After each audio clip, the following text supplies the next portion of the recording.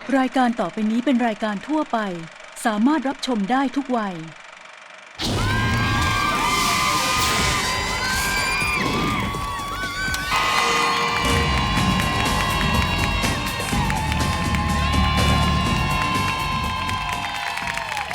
สวัสดีค่ะ สวัสดีครับขอต้อนรับทุกท่านเข้าสู่ศึก 12 ราศีนะครับศึกนี้ศึกเดียวที่จะทำให้คุณรู้ลึกรู้ดี รู้ในสิ่งที่คุณไม่เคยรู้มาก่อน อาจารย์ลิงคะ จ๋า การเป็นดาราสมัยนี้นะคะ ต้องเป็นให้ได้ทุกอย่าง ถูกต้องเป็นคน ค่ะ เป็นสัตว์ เป็นสิ่งของเป็นหมา ไม่ใช่ เป็นอะไร หมายถึงเป็นได้ทุกอย่างนี่คือต้องเป็นแบบว่าเต้นก็ต้องได้ อ่า ร้องเพลงก็ต้องได้ พิธีกรก็ต้องได้ ตลกก็ต้องเป็นได้ ทุกอย่างจะต้องเป็นได้ คือทำได้หลายบทบาทหน้าที่ ถูก ว่างั้น ต้อง จริงๆแล้วแขกของเราเนี่ยนะครับ คนที่มาร่วมศึกของเรานี่นะทำได้หลากหลายเลย เหรอ เดี๋ยวพอเขาออกมานะ เราคุยกับเขาเลย ใครทำได้มากกว่าหนึ่งอย่างบ้างเอาไปพบกับพวกเขานะครับศึกคนโคตรแซ่บครับ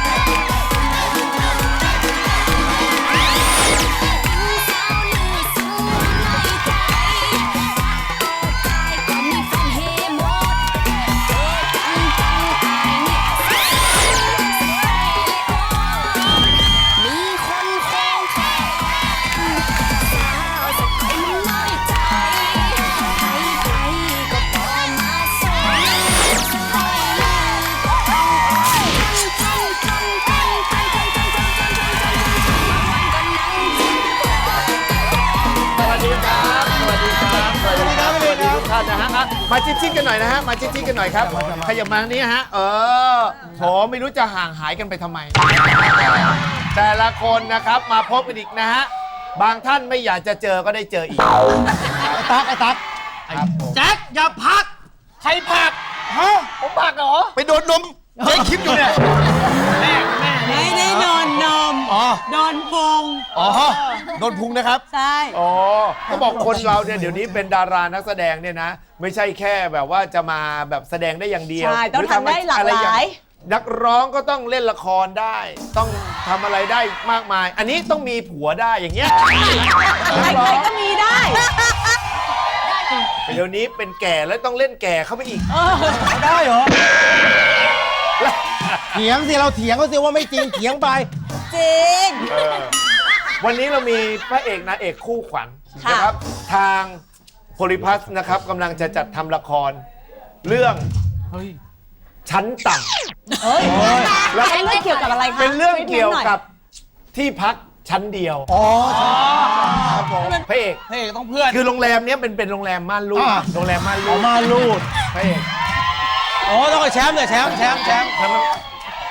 ป์นี่แล้วจะมีนางเอกตัวนางเอก เฮ้ยเอ้ย นี่ เอ้ย นี่ผมไปจับ นิดเดียว ยังไม่ได้ให้ดึงมา ได้ไง นี่มา อินเนอร์อินเนอร์นักแสดง ไม่นะ อย่าเรียกนั่นนะแล้วมันก็ไป พี่ลิงครับ ครับ แม่ผัวมียังครับผม ใครเอาใคร ฮะ ไม่ใช่ อันนี้เป็นอาม่า อ๋อ เป็นเจ้าของโรงแรมเจ้าของรีสอร์ท โอ้หรอ แล้วนางเอกมาพัก เจอกันตั้งแต่สมัยเด็กพุ่มกับจะบีบแค่ว่า เจอคนที่ใช่ บทยังไงแล้วแต่ บทเป็นยังไงเอาแต่ใจของพิงกี้ เอ้ย พร้อม แล้วผมล่ะ คุณฟังสิ่งที่เขาจะพูด เอาละเอาละ ตรงนี้เป็นท่าน้ำคุณกำลังลอยอังคาร วิญญาณอาม่ามาอยู่วิญญาณ เอาปากวิญญาณ อาม่าภูมิใจหลังคงนี้กำลังจะมีเมียแล้ว เอาละ แป๊บนึงนะฮะ ครับ เป็นอาม่าใช่ป่ะฮะ ใช่ ลอยอังคารอยู่ด้วย ครับ ตรงแม่น้ำใช่ป่ะฮะ ครับผม ใช่ มันน่าจะมีหมาเน่าสักตัวหนึ่ง หมาเน่าลอย หมาเน่า ยังไงหมาเน่าลอยยังไงหมาเน่าลอยยังไง อ่ะกู ไปนอนข้างใน อ๋อกูเป็นหมาเน่า มีเด็กอยู่คนหนึ่ง มี ครับ เด็ก หิวข้าว เด็ก นะ หิวข้าว อดอยากครับ อดอยาก ผ มากินศพหมาด้วยครับผมเอาแจ็คมากินศพหมาเลย มาเอาลากหมาเน่าขึ้นจากน้ำในระหว่างนั้นคุณโปรยลากห นาง มา เอก เน่าน างเอกมาแล้ว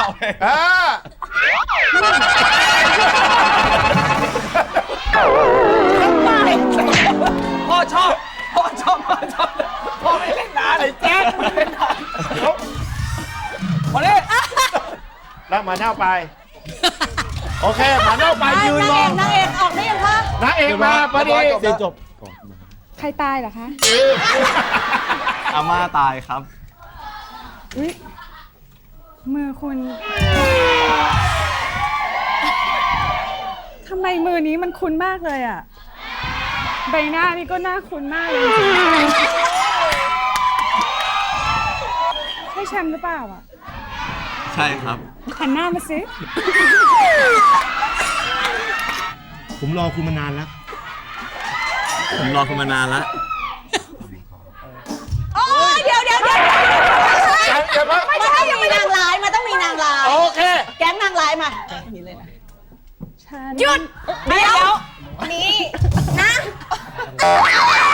ลำไยบอกว่า ฉันต้องการเขา ฉันต้องการเขา คนอย่างเธอ มันไม่สมควรมายืนอยู่ตรงนี้ มันไม่สมควรมาอยู่ตรงนี้ ไปซะ อีเตี้ย อีเตี้ย แป้งวิ่งเข้ามา แป้งวิ่งอีเตี้ยพูดอย่างอีเตี้ยใช่อีเตี้ย ใช่อีเตี้ย ใช่อีเตี้ย เจ็บเลยค่ะ มึงด่ากูมากพอแล้วเขาไม่ได้ว่าเราเขาไม่ได้ว่าเรา โอเคละครไม่น่าจะจบเองเปิดศึกข้อที่หนึ่ง ราศีใดในช่วงนี้มีเกณฑ์ตกงาน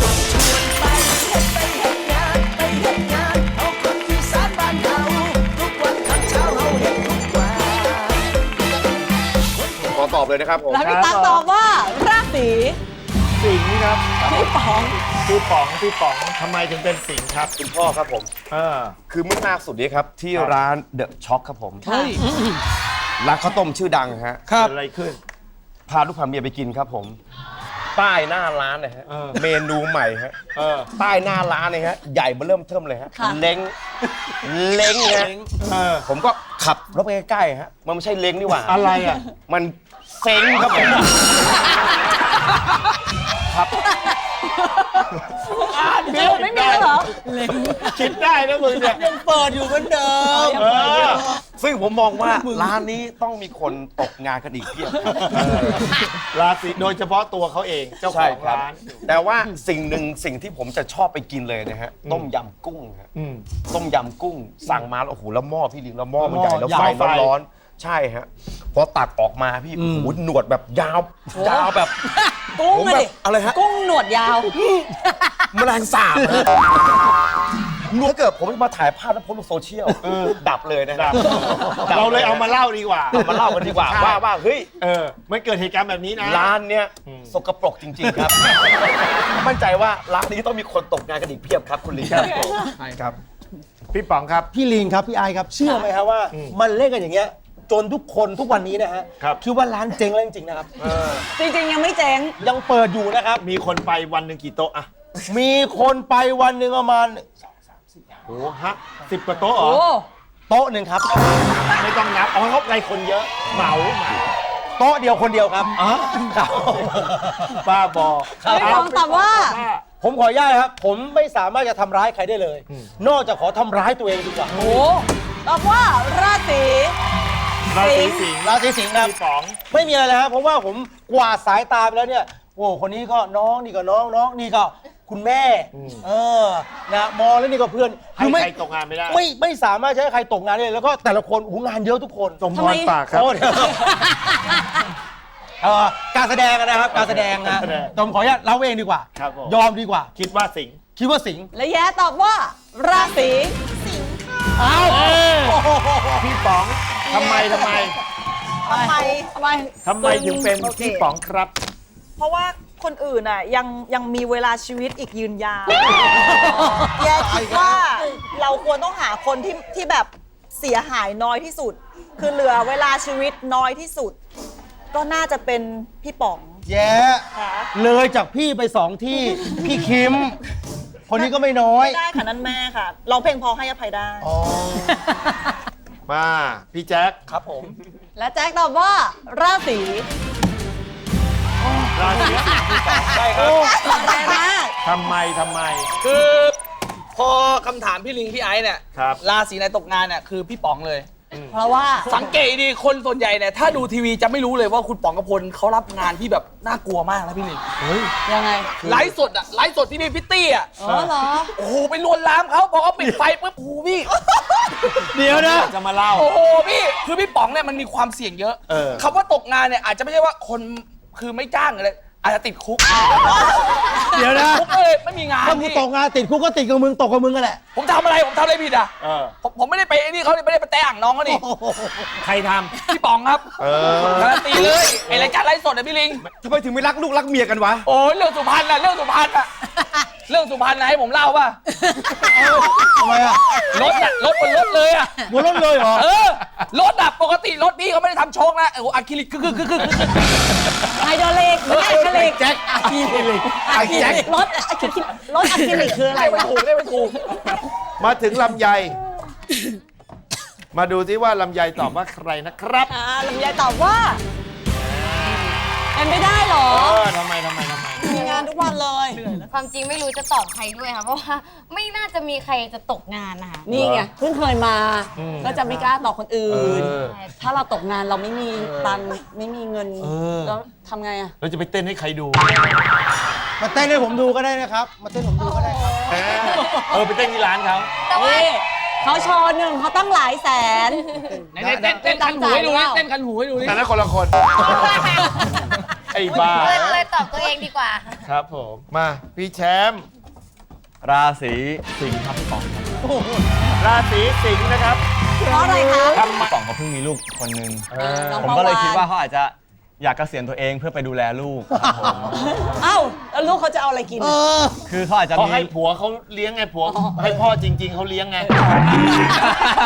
ผมเนี่ยพ่อจริงครับ ผมเนี่ยพ่อจริง ถ้าคุณเป็นพ่อจริง ครับ ลูกคุณออกจากโรงพยาบาลใครเป็นคนไปรับ เออ ก๊อฟเบญจพลครับ เฮ้ยแล้วพี่ป๋องอะ ไม่ได้ไปครับ ผมไม่ได้ไปครับ เอ้านี่ ผมติดงานครับ โอ้โห ผมก็เลยเลือกเอางานก่อน ส่วนลูกมันจะออกมาไงก็ได้แต่มันครับ ทำไมเป็นคนอย่างนี้อะ ครับผม เห็นไหม น้องปาวานอะนะ ใช่ครับ ก็เบญจพลเป็นคนไปรับออก ไม่ จากโรงพยา แต่ บาล ผมสงสัยคือพี่ตั๊กปาวานเนี่ยออกมาแล้วก็ตาสีฟ้าเพราะอะไรวะพี่ อ๋อ คือพี่ ไปมีอะไรกับเมียเขา